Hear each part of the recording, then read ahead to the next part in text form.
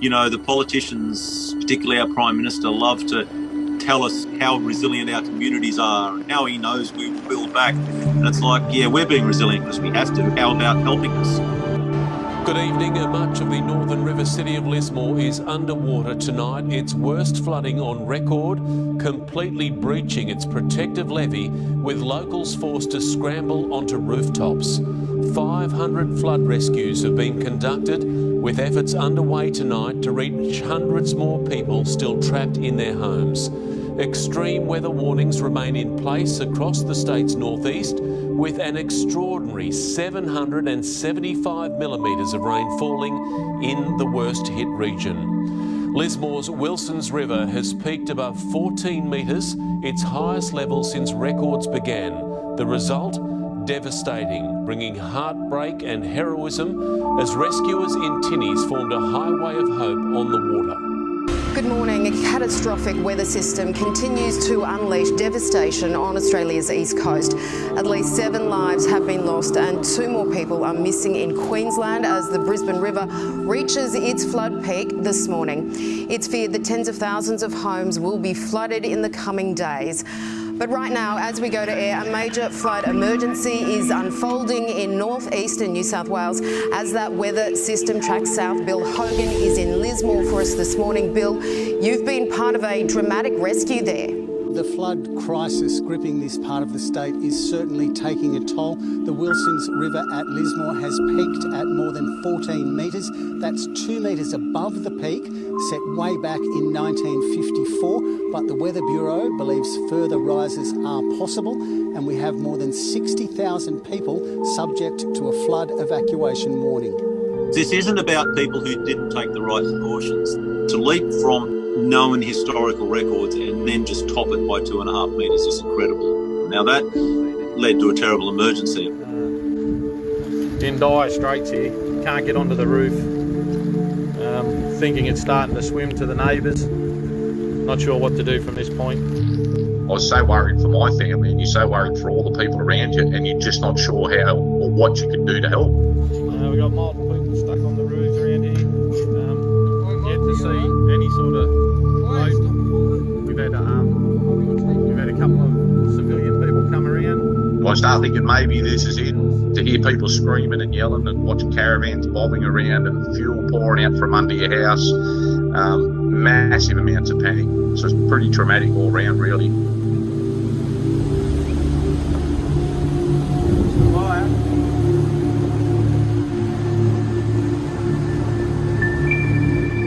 Every house, I had neighbours on the roof. I had a boat, so I just worked endlessly and I took them to safety.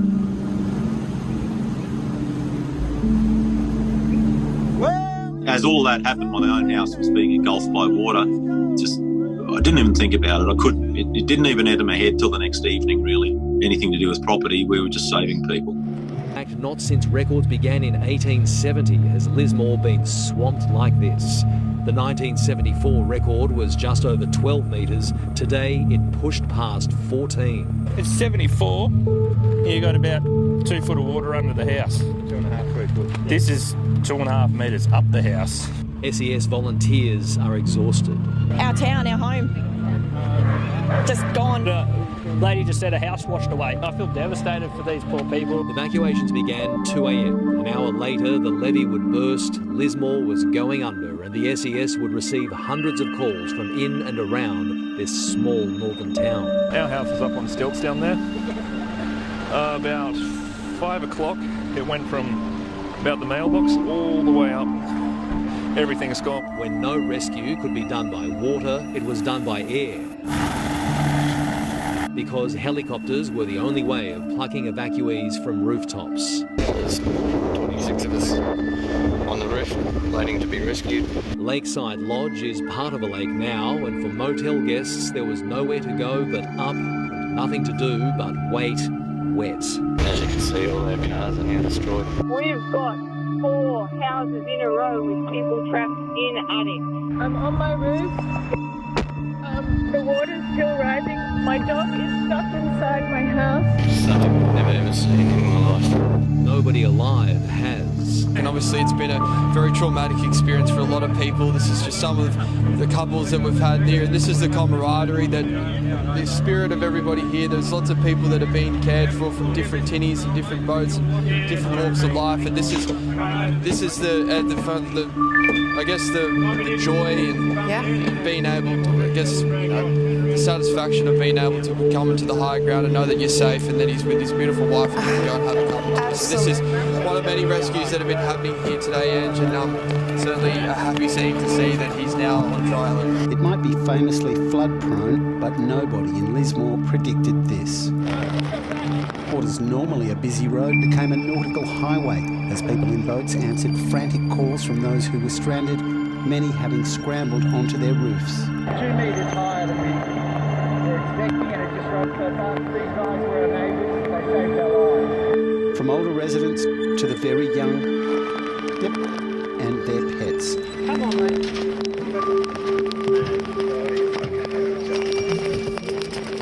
No one and no building in the path of the torrent was spared. Being 3 stories high, we've lived there for 4 years. We definitely didn't think it was going to reach that level. It was very, very shocking and upsetting. Floodwater spilled over the city's levee at 3 a.m. and quickly inundated the CBD. Some parts of the northern rivers were pelted by falls of more than half a metre over a 24-hour period, prompting a blanket flood evacuation warning for the region. Evacuate now before all evacuation routes are closed. I've been through the 54, 74, 89, nothing like this. It's gorgeous, man. Those trying to raise the alarm struggled to do so. A lot of us have been ringing SES and the 000 line. The calls are just cutting out. What we are seeing today is unprecedented. From the Rural Fire Service helicopter, you see street after street submerged, more in the south than the north, homes and businesses destroyed and uninsured. The cost of premiums living on a floodplain is astronomical.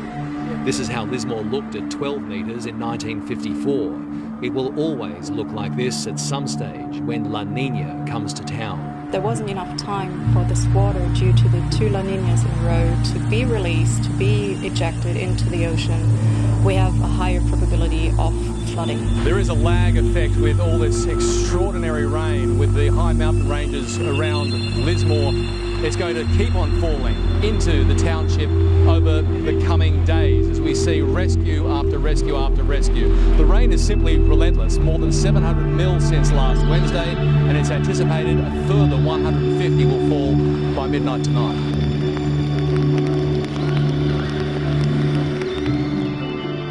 I think emergency services, I'm guessing they were doing as best as they can. I'm not really critical on them, it's just the sheer scale of it. I don't think they knew how to handle that at that level.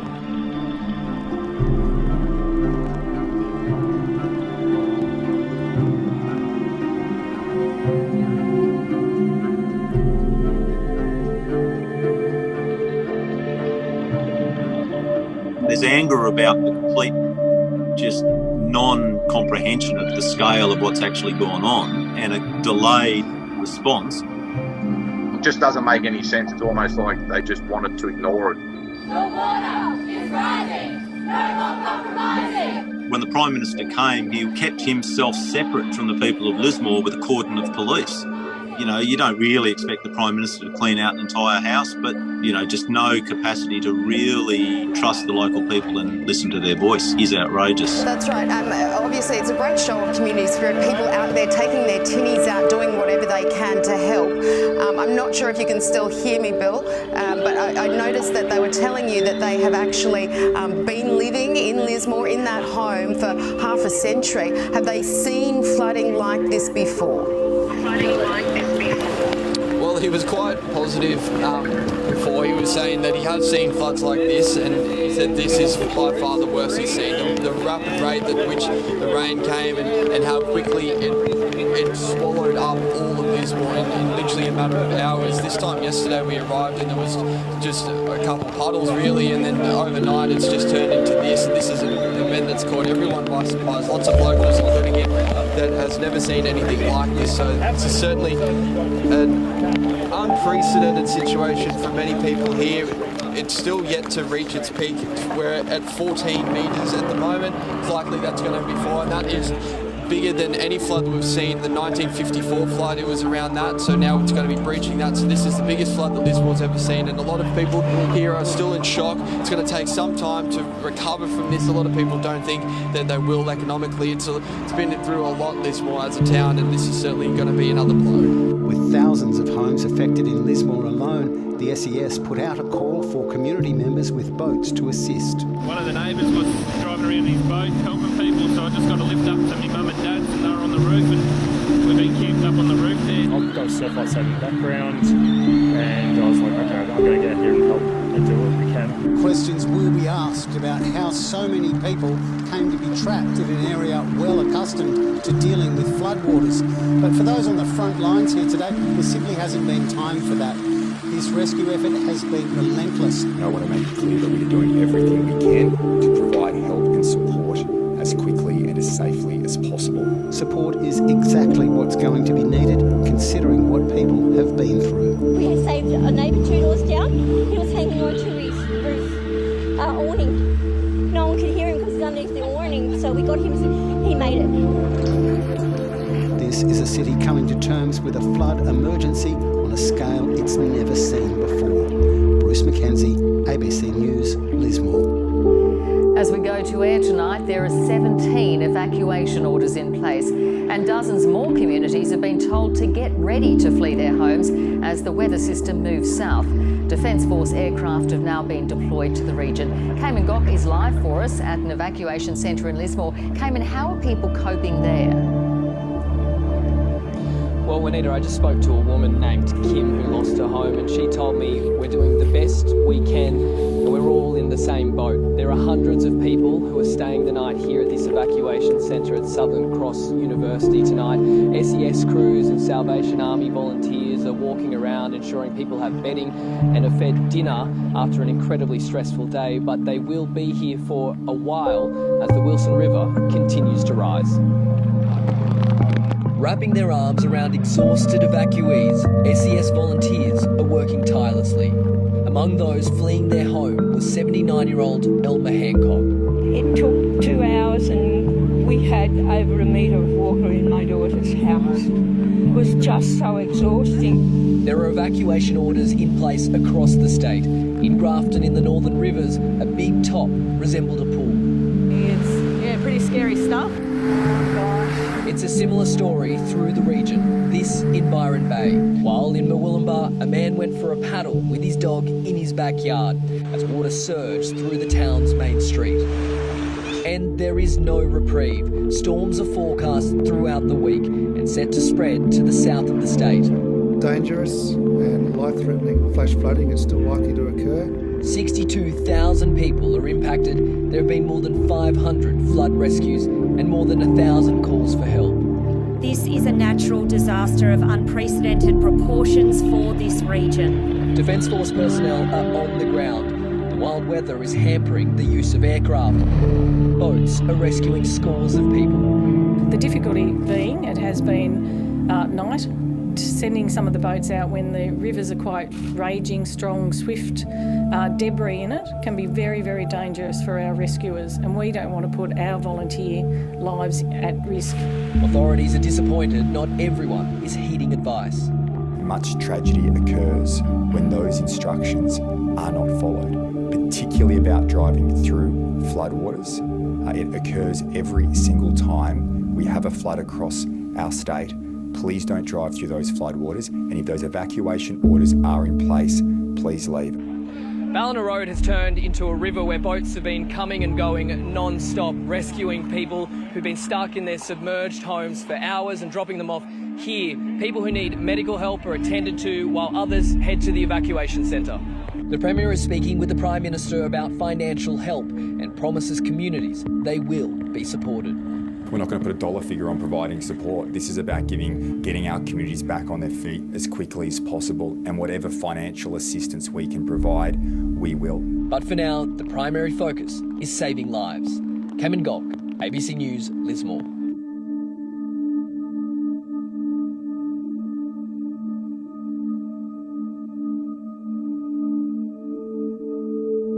We have seen to date over 500 flood rescues. We've had 927 requests for assistance over the last 24 hours. The conditions are expected here in New South Wales to get worse. That is bad news for other northern New South Wales towns yet to evacuate and bracing for the fury that has rained down on Lismore.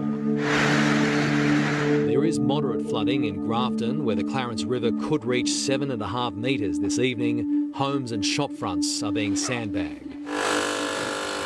For those with nowhere to go, an evacuation at Southern Cross University and hospitality from the Saldos. I don't really have any relatives that I can go to that aren't also flooded. The boys here, girls, doing a great job. Very welcoming.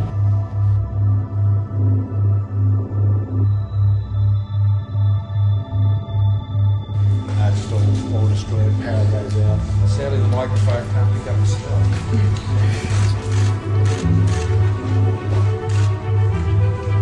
I absolutely understand the frustration. I understand the anger. I understand the disappointment. I understand the sense of abandonment. So what do we do about that? We restore. We support, we fund, making sure that we can get that emergency financial assistance into people's pockets, which was done within a week.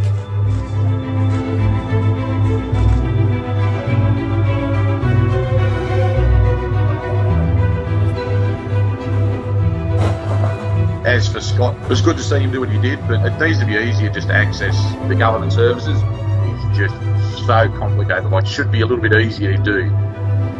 Australia is becoming a harder country to live in because of these natural disasters.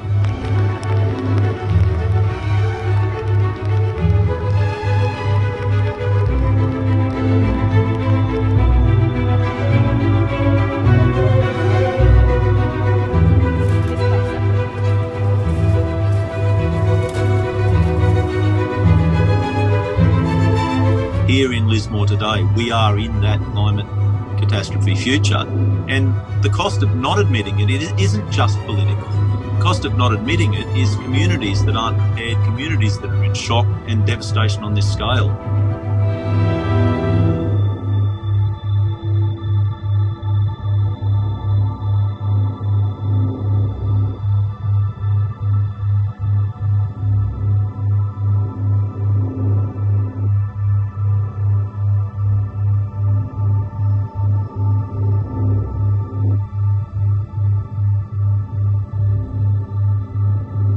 And let's go live to Robert Ovadia, now on board with a rescue crew in Lismore. Rob, how many more people are still waiting to be rescued this evening? Good evening, Mark. Well, it's certainly in the hundreds. We have heard a number as high as 400, although that is certainly yet to be confirmed. In the past hour or so, an Army helicopter has been doing laps of here, I guess essentially looking for anybody who might still be stuck on a rooftop. So at least they get a visual from the air. But the concern right now is for the elderly, those who are not strong enough necessarily to get onto a rooftop, who might be cowering perhaps in an attic or on the top floor, and maybe even too weak or even too scared or confused to call out to rescuers. So the number is thought to be 400.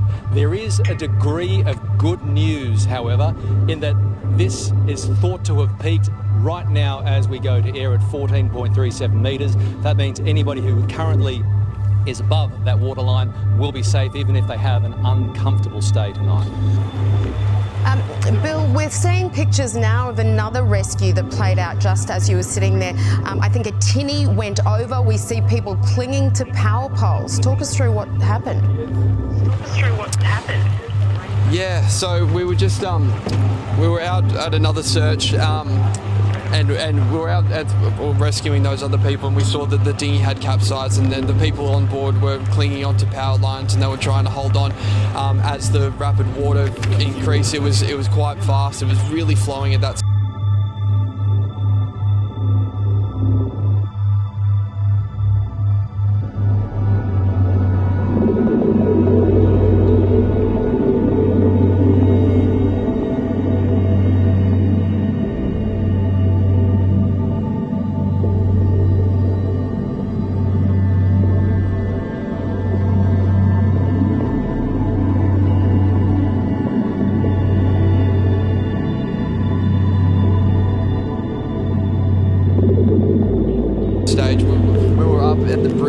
there for about 10 minutes, and what you could see the ground, and in a matter of moments it was out of that. So it was certainly it was a scary moment. Everybody was on board. A lot of our own skippers ditched our boat. They went over to help. Other boats came in to help them, and I'm glad to say that the 4 people on board were okay. They are here somewhere. We're just going to try and track them down if we can, but I think there's ambulance crews here at the moment that they're going to treat him, because obviously he had to hold on to the boat for quite some time, and that's something that's quite tough to do in such rapid waters. So we're just here now. We're just going to get off this boat because they need to take it for another rescue.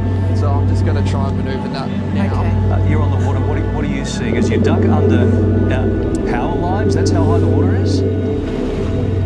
Yeah, that's what we're dealing with at the moment, Larry and Kylie, so excuse me if I keep watching my head. We're just ducking under power lines. We've been generous enough to jump on board to get a fuller grasp of the extent of damage. And you have a look at these multi-storey homes, and this is the Workers' Centre. We were around here for dinner last night, and it just didn't seem possible that it was going to get to this stage. And of course this is the outcome of the levee bank breaching, and this is, you know, a 14-metre level water. It's something that they haven't seen in quite some time, and there's debris, there's damage, there's lights, it's all underwater. It's hard to think that we could be going over someone's backyard at the moment.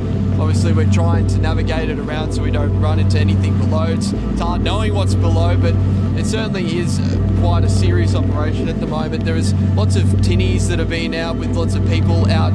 So we're heading out to the bridge right now where there's a lot of people that have been stranded and they're being rescued from there.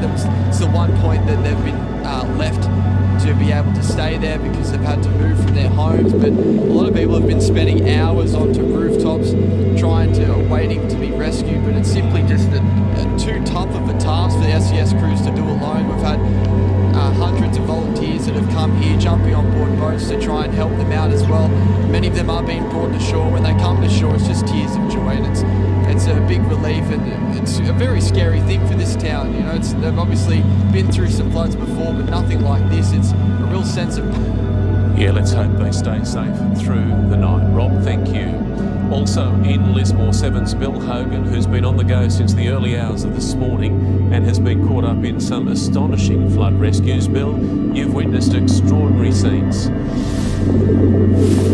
Yeah, we certainly have, Mark. We were evacuated from our motel this morning around 2 a.m. when news had broken that the levee bank was about to breach. From daybreak, we were keen to see the extent of the floodwaters, so my cameraman Henry Lynch and I hitched a ride with a rescue boat with a plan to go and pick up some people stranded on the Elliots Road bridge over the Wilsons River, but it was there the unexpected happened. Ours was among a flotilla of small craft heading east, somewhere over the Bruxner Highway. Another low one. Going live to 7's morning show, ducking power lines. That's what we're dealing with at the moment, Larry and Kylie, so excuse me if I keep watching my head. The Wilsons River at 14 metres up ahead, a bridge just above water, dozens eager to be taken off. We're just arriving at the bridge now where a lot of people are waiting to be rescued. A traffic jam of volunteers. Then off to one side, an emergency. Rescuers needing rescue. We're just being alerted there's a tinny's just been flipped over and people have been washed away. 2 people struggling to stay afloat. And they're in real trouble out there. That water is moving up to 10 knots, maybe more. Clinging desperately to power lines, thankfully not live. We're going to stay with you, Bill. It's a very difficult rescue to effect. The SES volunteers are rushing out there now. They're just calling out for some more help. This is the danger and we're seeing it unfold right now. But those in the water, too exhausted to clamber aboard. They're in real trouble here, it looks like. The person probably hasn't got enough energy to pull themselves up. The ski boat bringing an inflatable tube. There's a donut there, so there's a few more hands on deck. But the pair still in real danger of drowning. Just doesn't have enough strength to get up. As you can see, he's just got nothing left in him. After 10 minutes, one is dragged into the ski boat. So scared. He was so scared. And the other man clutching the bow of another boat. That's as dangerous as it gets, somebody hanging onto the front of an outboard engine boat. Finally delivered safely. Real heroics from everyone involved there. Our mission, this elderly couple, cold, wet, exhausted. Let's get you on board. His wife made it. 86-year-old John struggling with arthritic hips. That's your leg. That's it. There you go. Forced to abandon their home for 56 years, but happy to have hitched a ride. It's worth more money, mate. Yeah. What did I say about that? Mate, do you want to come to Sydney with me? The real heroes, people like our skippers, boaties and fishermen risking their lives. As you saw before, that tinny just went straight over. The conditions too dangerous for small boats. There certainly needs to be more resources because a lot of this reliance is on the people here to try and help other people, and that's where, you know, if this wasn't the case, it would be certainly a different story. And as we saw, a story almost with a tragic ending.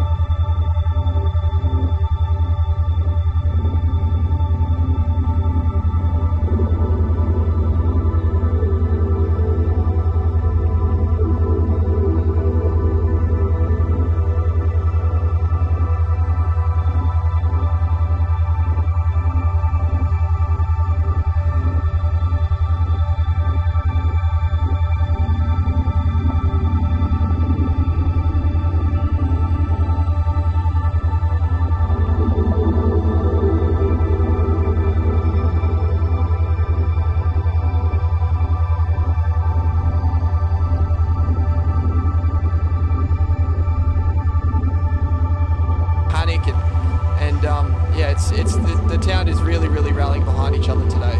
So the levee has been topped already. Is that what's happened, Bill?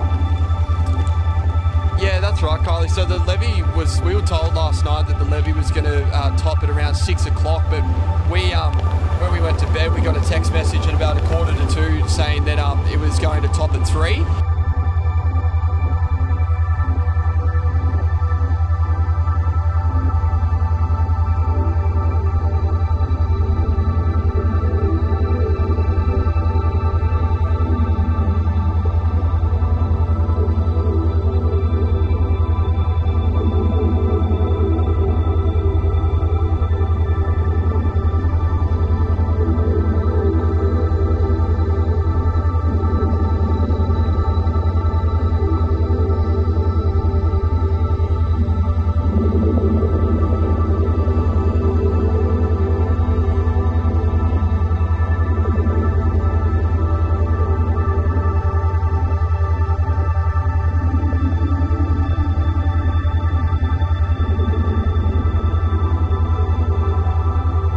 On from the most devastating flood in its recorded history, parts of Lismore still resemble a ghost town. There's no power, the shops are boarded up, hundreds of homes are empty, and the stench of decay is thick in the air. It's heartbreaking to see your town that you love so much hurting so much. Lismore Mayor Steve Krieg's CBD cafe is operating out of a caravan.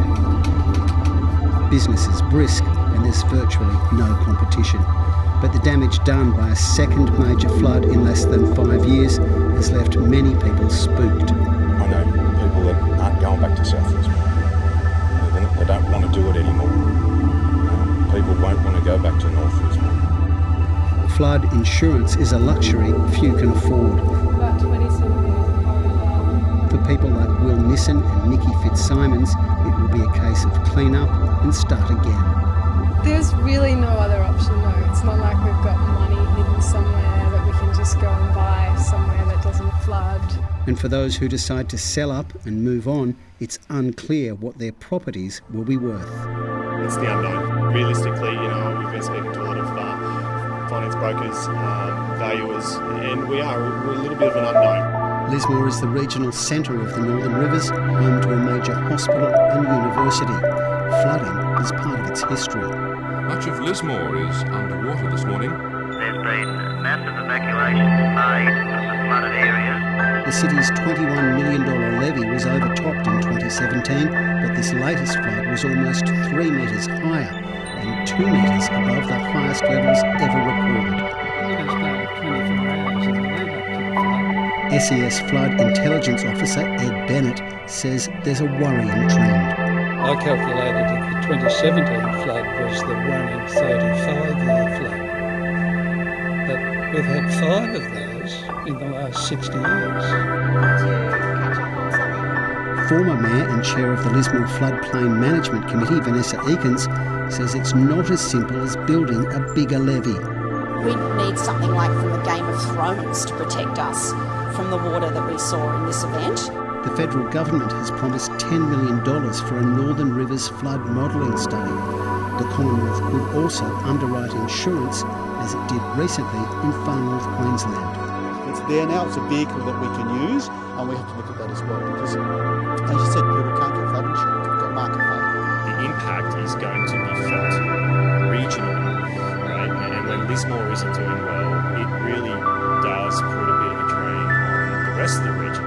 Lismore may now have an unwanted reputation as Australia's flood capital, but the community's ability to bounce back from a major flood only 5 years ago was remarkable. After the traumatic events of the past few weeks, that resilience will be tested like never before.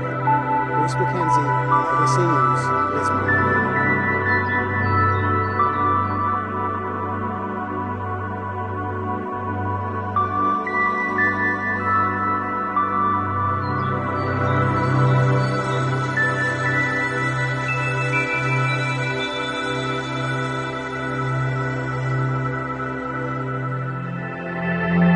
So we had to basically evacuate the town there, and it's lucky we did, because within 2 hours we couldn't see the road, so we would have been trapped, which is unfortunately the circumstance for many people that are stuck here now, and this is what the rescue operation is unfolding. Bill, you have plenty of our viewers very anxious about those power lines and that water. We're going to take it for granted that the entire city's power has been cut at this point, because it would just be too dangerous otherwise. We spoke to the Bureau of Meteorology before, and they're talking about that heavy rain, slow rain staying over that area yet, and now we see that the levee has topped out. So it is going to be a very, very difficult couple of days ahead. Oh, absolutely, Larry. I mean, it has been pouring rain, like torrential rain, for at least 16 hours. It hasn't stopped, and with destructive winds yesterday, it's no wonder that the water level is what it is, and it's not stopping. And this is going to take days to weeks to see the full extent of damage here. And this town has really come together, and they're going to work through it, but they say it's going to be hard to come back from. We're just arriving at the bridge now, where a lot of people are waiting to be rescued, and we're going to pick up some people and take them back into shore. Obviously, they've been very keen to get out soon.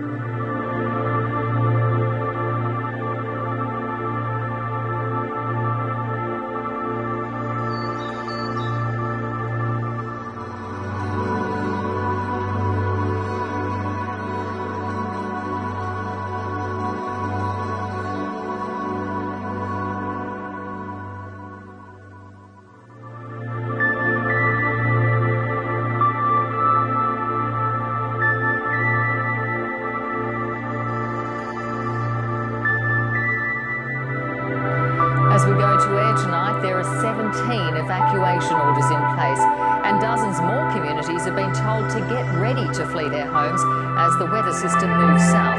Defence Force aircraft have now been deployed to the region. Ballina Road has turned into a river where boats have been coming and going non-stop, rescuing people who've been stuck in their submerged homes for hours and dropping them off here. People who need medical help are attended to, while others head to the evacuation centre. The Premier is speaking with the Prime Minister about financial help and promises communities they will be supported. We're not going to put a dollar figure on providing support. This is about getting our communities back on their feet as quickly as possible, and whatever financial assistance we can provide, we will. But for now, the primary focus is saving lives. Cameron Gold, ABC News, Lismore.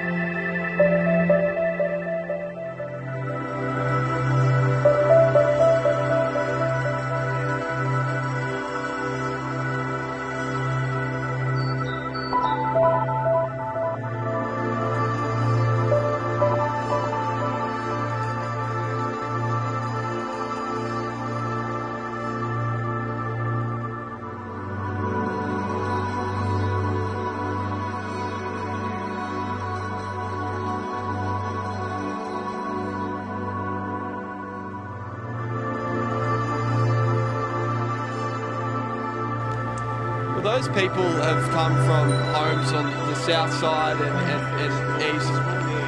Yeah.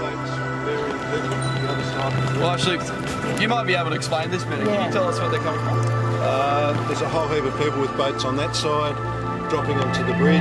They're walking across the bridge to this side, and we're just ferrying them up to dry land. And so that's over this side. So, because over that side, that went down quite early, because they're all towns that reside along. So they went down quite early in the piece. So it's been basically connecting, because where we've been based in the morning crosses is where the higher ground is, and that's where we've been told to go. That's near where the evacuation centre is, and that's where people were informed to go to. So everyone is trying to get to that stage, and that's where these volunteers are jumping on boats and trying to ferry as many people as they can as quickly as possible, because the levels are rising rapidly. Yeah, and then there's that added danger of all those boats on the waterway, because not many boaties would know how to manage that. That water's moving at 6, 7, 8 knots an hour downstream. That's very complicated to keep those smaller boats particularly in line if you're not used to that.